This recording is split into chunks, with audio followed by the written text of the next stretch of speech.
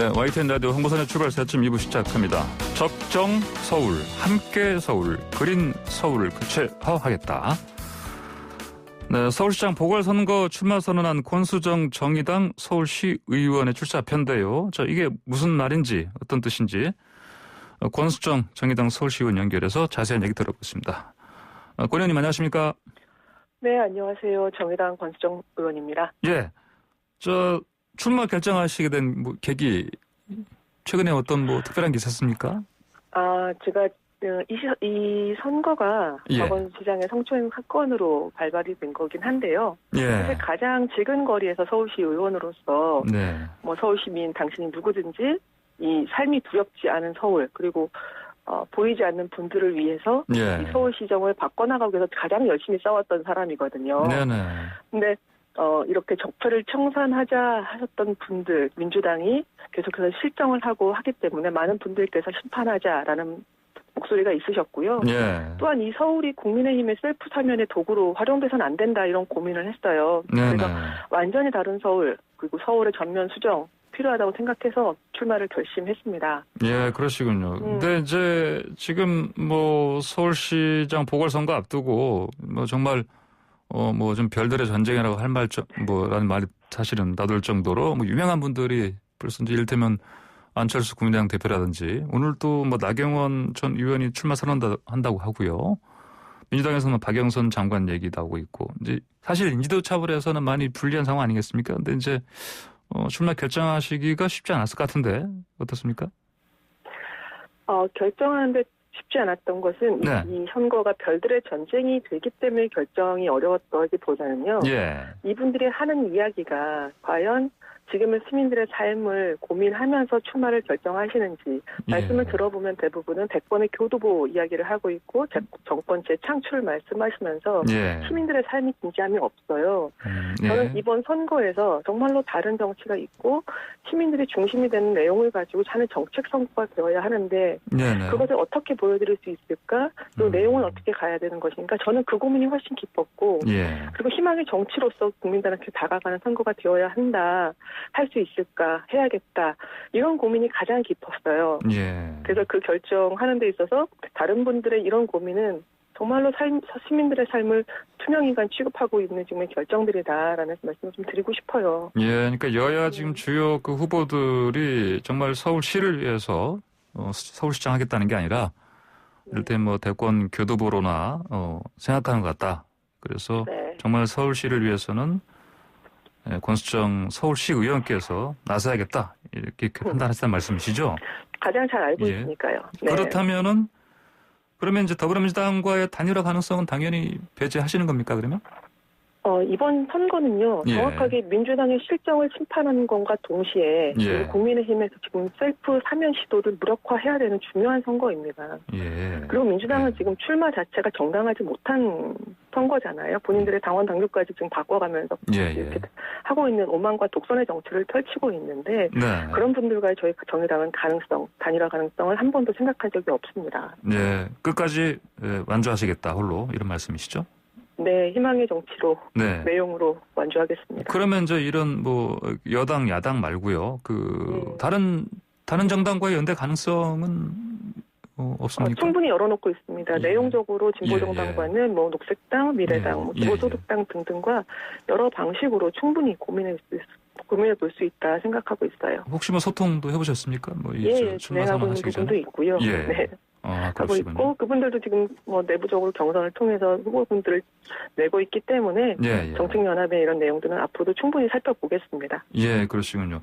자, 이제 서울시장 나서겠다는 분들이 하나같이 하는 이제 주요 이슈가 사실 부동산 아니겠습니까?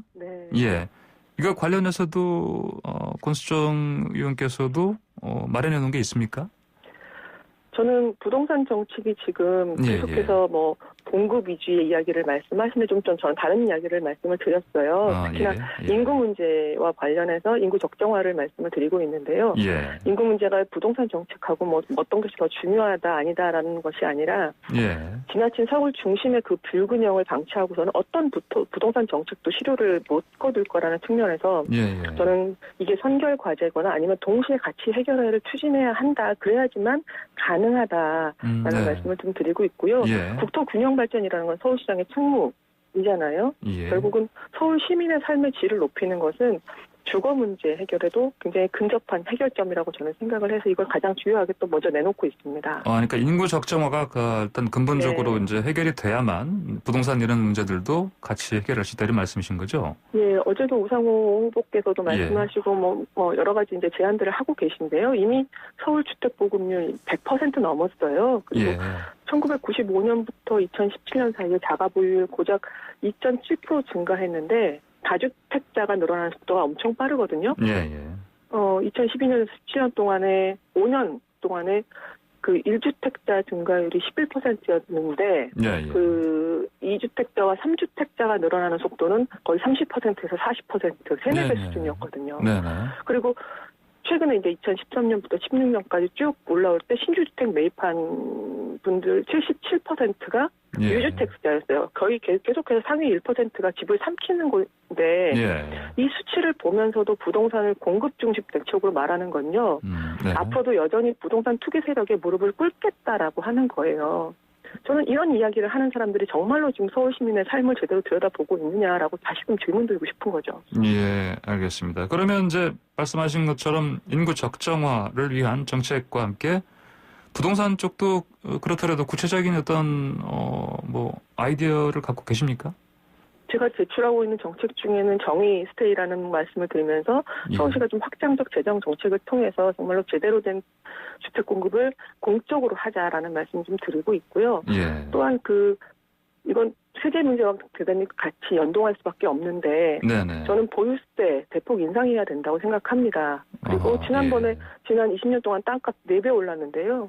지금 현재 0.16%밖에 안 되는 부동산 실효세율. 큰 변동 없거든요. 그러니까 다들 부동산에 몰리는 거라고 생각하고 지금 대주택자 양도세 완화 이렇게 말씀하시는데 이건 부동산 정책 포기해야 되겠다는 거거든요. 보유세도 강화해야 되고 대기업 특히 부동산에 대해서 과세 강화, 부동산 펀드에 대한 각종 공제와 감면제도 폐지 이런 거 해야 된다고 생각합니다. 더불어 또 중요한 것은 부동산 공급 정책을 펴더라도 이 분양하는 아파트에 대해서 공영 개발, 그다음에 토지 임대부 및 환매 조건부 주택 방식 이런 식으로 분양을 해서 여기서 불로소득은 앞으로 없을 것이다라는 것 시그널을 정확하게 줄 필요가 있다.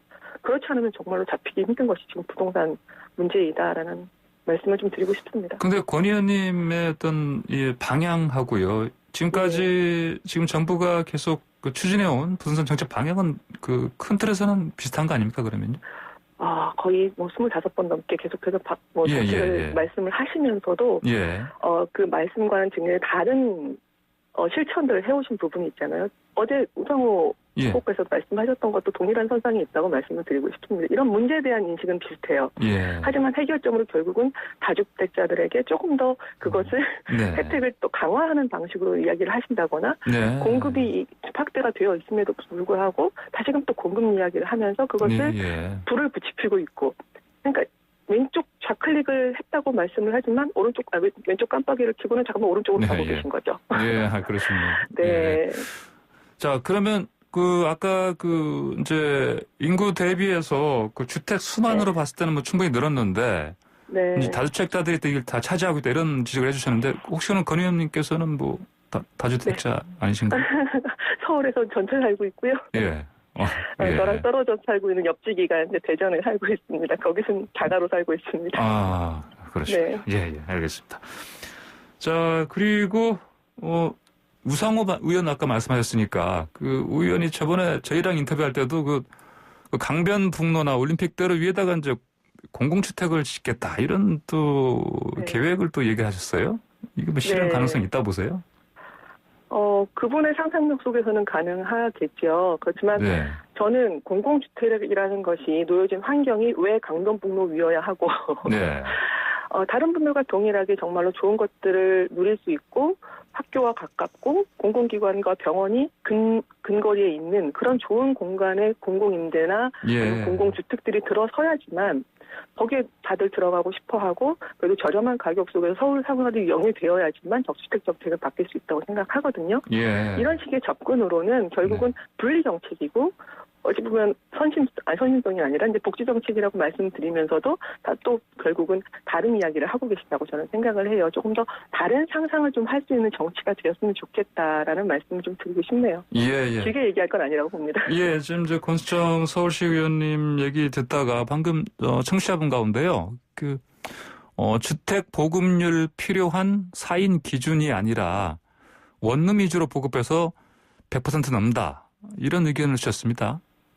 지금 서울시 같은 경우요. 예, 1인 예. 가구가 전체 가구에서 40% 육박하고 있습니다. 예. 가구의 구성 자체도 달라지고요. 변동성도 굉장히 많아지고 있는 상황이에요. 그래서 예전의 기준처럼 4인 가구, 3인 가구 이런 데 정상가족 프레임을 가지고 이후의 세계를 논의하기 시작하면 지금의 부동산 정책은 예전 얘기밖에 할 수가 있는 게 없습니다. 예. 그렇기 때문에 저희는 좀 지금과는 다른 구조라는 것을 이미 인정하고 그 안에서 어떻게 시민들의 삶을 향상시킬 수 있을지에 대해서 논의해야 되는 장이 열렸다고 저는 보고요. 이 낡은 생각과 오래된 대안으로서는 지금의 아무것도 시민들께 맞닿는 정책을 내놓을 수 없다고 보아져요. 예, 알겠습니다.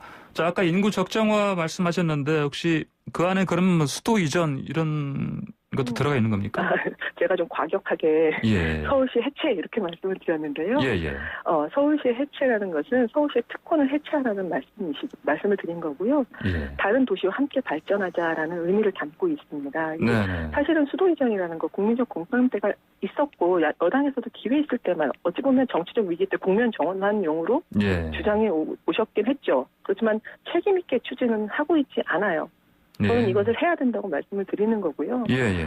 간단하게 예를 들면 서울시 같은 경우 에너지 자율률 3.7%예요. 근데 충남 같은 경우 235%거든요. 저희 서울시 에너지를 위해서 충남과 갖다 끌어다 쓴다고요.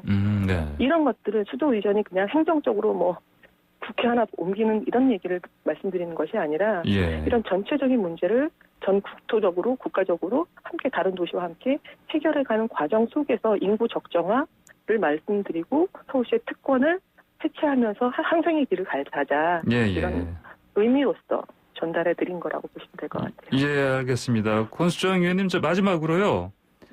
지금 서울시장 후보로 얘기되는 분들 아까 말씀하신 것처럼 별들이라고 하는데 오세훈 전 시장, 나경원 전 의원, 박영 장관, 안철수 후보. 자, 그분들과 차별성 어떤 부분에서 저는 상당히 제가 여성 노동자 시장 후보라고 말씀을 드리고 있어요. 여성 노동자 시장. 요즘 코로나 때문에 많은 분들께서 집에서 책도 많이 읽는다 이렇게 말씀을 하시는데 그 알베르 까미의 페스트에서 보면요. 도시에 대해서 얘기 나온 게 있어요. 그 고전에 어떻게 일하고 어떻게 사랑하고 어떻게 죽어가는지를 보면 그 도시의 사람들을 이해한다고 말씀을 거기 책에 나와 있거든요. 저는 서울에서 사람들이 어떻게 일하는지 저는 여기서 20년 넘게 노동했던 사람으로서 가장 잘 알고 있습니다. 어떻게 외롭게 싸우고 최저임금을 받으면서 방치되고 있는지 그분들을 위해서 어떤 정치를 해야 되는지 잘 알고 있고요. 사람들이 어떻게 사랑하고 있는가 불안해하면서 사랑하고 있거든요.